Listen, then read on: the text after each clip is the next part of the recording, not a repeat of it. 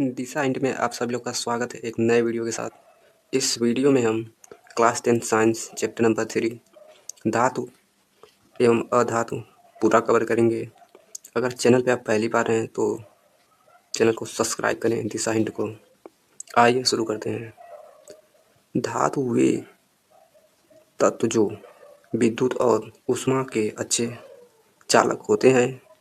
हथौड़ी से पीटने पर चादर में बदला जा सकते हैं और तारों के रूप में बदले जा सकते हैं।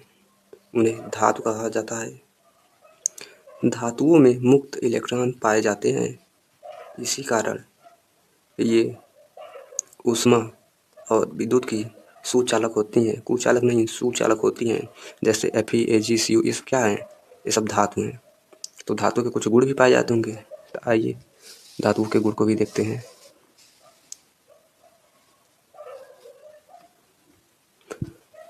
धातु के गुण। धातु विद्युत के सुचालक होते हैं। नंबर 2, धातु में तन्यता का गुण पाया जाता है।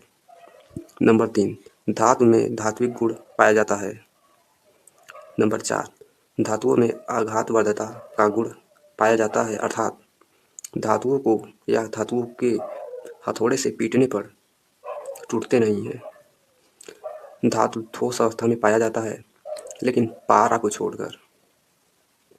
आइए अधातु भी देखते हैं। अधातु वे तत्व जो विद्युत और ऊष्मा के कुचालक होते हैं, क्योंकि इनमें मुक्त इलेक्ट्रॉन नहीं होते हैं। वे धातुओं के विपरीत गुण रखते हैं। उन्हें अधातु कहा जाता है। अधातुओं में ब्रोमीन द्रव रूप में पाया जाता है या द्रव रूप में होता है। तो अधातु हो गया, जैसे सूखी लकड़ी, प्लास्टिक, फाइबर, ये सब क्या हैं? अधातु हैं। आप घरों में तार वगैरह देखे होंगे, उस पर एक लेयर लगी होती है ऊपर, नीला, लाल या और भी कलर भी होता है, हरा भी होता है। वो सब क्या होती हैं? विद्युत की कुचालक होती हैं। उसका ऊपर जो कवर होता है वो प्लास्टिक फाइबर के होते हैं। तो आइए अधातुओं के गुण को भी डिस्कस कर लेते हैं इसी बीच।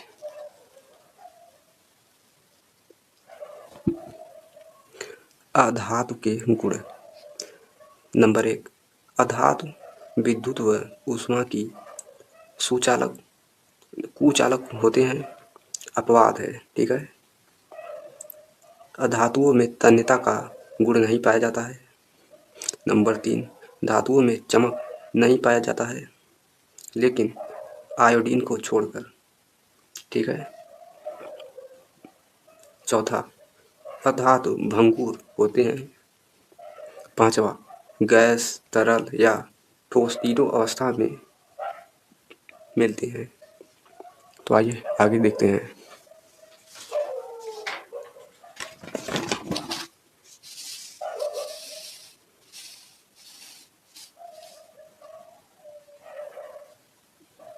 उपधातु।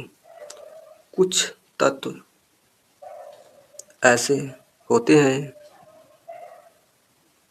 जो धातु तथा अधातु दोनों के गुण को दर्शाता है। वे तत्व उपधातु कहलाते हैं।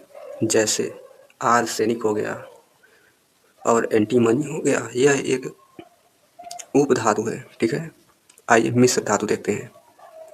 2 या 2 से अधिक धातुओं को गलित अवस्था में मिलाने पर समांगी मिश्रण प्राप्त होता है तथा इन मिश्रण को ठंडा करने पर ठोस अवस्था में परिवर्तित हो जाता है। 2 या 2 से अधिक धातुओं के समांगी मिश्रण को मिश्र धातु कहते हैं। ये बात क्लियर है? पूरा बेसिक थ्योरी के पॉइंट ऑफ व्यू से एकदम बनाया हूँ मैं, तो वीडियो में जरूर बने रहें आप। अब आता है, जैसे उदाहरण देख ले, लोहा प्लस क्रोमियम प्लस निकेल बनाएंगे तो आप क्या बोलेंगे? स्टेनलेस स्टील बनता है। और यहीं तांबा प्लस जिंक को मिलाते हैं तो ब्रास बनता है। तांबा प्लस टिन को मिलाते हैं तो ब्रांज बनता है। ओके, तो आइए देखते हैं धातुओं के रासायनिक गुण। एक, धातु ऑक्सीजन के साथ अभिक्रिया। धातु वायुमंडलीय ऑक्सीजन के साथ अभिक्रिया करके धात्विक ऑक्साइड बनाती है। तो यहाँ पे रहा धातु Na ऑक्सीजन से क्रिया करके Na2O बना रहा है। अब आइए आगे देखते हैं। ये रहा आपका धातु जल के साथ क्रिया करेगी, यानी बात हो रही है H2O की। दूसरा है तो देखिएगा धातु जल के साथ अभिक्रिया। कुछ धातुएं जल से क्रिया या साथ अभिक्रिया करके हाइड्रोजन गैस यानी H2 उत्पन्न करते हैं तथा क्षार बनाते हैं। यहाँ पे पोटेशियम प्लस जल है, यहाँ पे क्रिया करके पोटेशियम हाइड्रोक्साइड बना रहा है और यहाँ पे क्या हो रहा है, हाइड्रोजन गैस को रिलीज कर रहा है, तो निकल रहा है। वीडियो थोड़ा लंबा हो जाएगा क्योंकि वीडियो को इसी वीडियो में कवर करना है। उम्मीद करता हूँ कि मुझे वीडियो पार्ट 2 में ही पूरा कवर करना पड़े। तो आइए देखते हैं तीसरा, धातु अम्लों के साथ अभिक्रिया। जब धातु अम्लों के साथ, यहाँ पे 2 बार हो गया, अभिक्रिया करता है तो हाइड्रोजन गैस लवण बनाते हैं। यहाँ पे Zn हो गया आपका धातु है प्लस हाइड्रोक्लोरिक अम्ल के साथ क्रिया कर रहा है तो Z क्लोराइड बन रहा है और यहाँ पे क्या हो रहा है, हाइड्रोजन गैस रिलीज हो रही है, तो यानी निकल रही है। चौथा देख लेते हैं, धातु की अभिक्रिया लवण के साथ। जब सक्रिय धातुओं को लवणों के साथ अभिक्रिया करता है तो लवणों से विस्थापित कर देता है। यहाँ पे फेरस हो गया, यहाँ पे CuSO4 हो गया यानी कॉपर सल्फेट हो गया और यहाँ पे फेरस सल्फेट प्लस Cu को विस्थापित कर दे रहा है।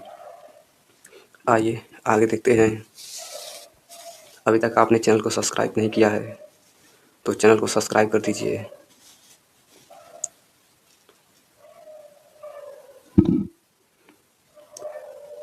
इलेक्ट्रोड तथा इलेक्ट्रोड विभव बहुत ही महत्वपूर्ण है, पेपर में आ जाता है इलेक्ट्रोड विभव क्या है, तो आप जान लीजिए। जब किसी धातु की छड़ को उसके लवण में या कि विलयन में डुबाया जाता है तो धातु की छड़ पर ऑक्सीकरण या अपचयन अर्ध अभिक्रिया होती है। तो यहाँ पे समीकरण के से देख सकते हैं दर्शाया गया है Zn+2 ये आयन है प्लस 2 आयन माइनस, तो यहाँ पे अपचयन उपचयन की क्रिया हो रही है। आइए पॉइंट देखते हैं आगे। किसी धातु के किसी छड़ को विलयन में डुबाया या लवण में डुबाया जाता है तो उस के छड़ को इलेक्ट्रोड कहते हैं। उस सेल को अर्ध सेल कहते हैं तथा धातु की छड़ पर उत्पन्न विभव को ही इलेक्ट्रोड विभव कहते हैं। ये रहा एक इलेक्ट्रोड विभव। मानक इलेक्ट्रोड। जब किसी शुद्ध धातु की छड़ को उसके किसी लवण के साथ मोलर 1 मोलर विलयन में 25 डिग्री सेल्सियस तापमान पर डुबाया जाता है, इसे विलयन में डूबी धातु की छड़ को मानक इलेक्ट्रोड कहते हैं।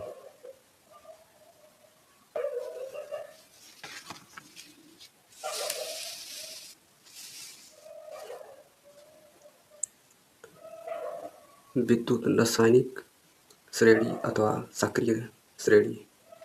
विभिन्न इलेक्ट्रोड या उन पर होने वाले अर्ध अभिक्रियाओं के मानक इलेक्ट्रोड विभव को बढ़ते हुए क्रम में रखने पर जो श्रेणी प्राप्त होती है उसे विद्युत रासायनिक श्रेणी या सक्रिय श्रेणी कहते हैं। सक्रिय श्रेणी धातुओं की सापेक्ष क्रियाशीलताएं। तो ये रहा आपका potassium, sodium, calcium, magnesium, aluminium, zinc, ferrous, lead, hydrogen, copper, mercury, AG, silver यानी गोल्ड, EU गोल्ड। ये आपका जो है ये एरो आया हुआ है, यहाँ तक आपको पूरा दिखा रहा हूँ। ये रहा, ये जो एरो आया हुआ है ये आपका जो है सक्रिय धातु है। जो सबसे ऊपर है पोटेशियम, वो सबसे सक्रिय धातु है। यहाँ पे आपको जिंक ये मिडिल में है, तो ये सबसे मध्य में, इससे कम होगा सक्रिय। इससे जो नीचे है इससे सबसे कम होगा। ये जो सबसे नीचे है ये वाला EU गोल्ड, ये सबसे कम होगा क्रियाशील। तो बस वीडियो में इतना ही। अगले वीडियो में पूरा डिस्कस करेंगे। डिस्कस कहाँ से करना है मैं आपको टॉपिक भी बता दे रहा हूँ। विद्युत रासायनिक श्रेणी के मुख्य उपयोग से हम आगे डिस्कस करेंगे। तो मिलेंगे एक नए वीडियो में। तब तक के लिए अपना ध्यान रखिए और चैनल को सब्सक्राइब करना ना भूलें।